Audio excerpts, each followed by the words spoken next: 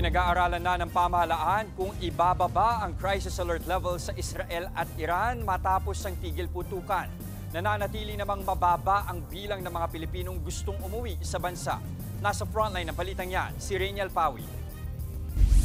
Halos gabi-gabing nagliliwanag ang Israel dahil sa ballistic missiles na pinaulan ng Iran nitong nakaraang linggo.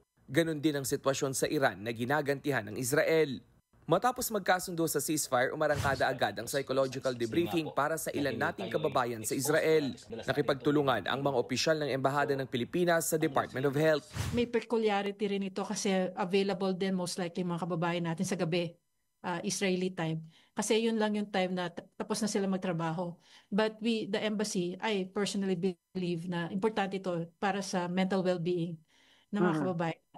Sa kabila ng sinapit sa giyera, mahigit 300 lang sa nasa 30,000 na mga Pilipino sa Israel ang nagpasa ng request para makabalik sa Pilipinas. Mas prefer ko dito kaysa sa Pinas. Walang gera at hindi ka tamad, malaki kikitain mo. Siguro 95% o higit pa na walang may gustong umuwi pa sa ngayon dahil maayos po ang aming lagay.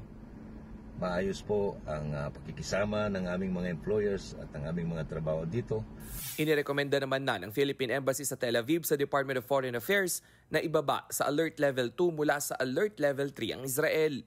Pero giit ni DFA Undersecretary Ed De Vega, hindi sila maaaring agarang magdesisyon tungkol dito. Patuloy naman ang financial assistance ng Embahada sa mga Pilipinong nawalan ng trabaho dahil sa giyera.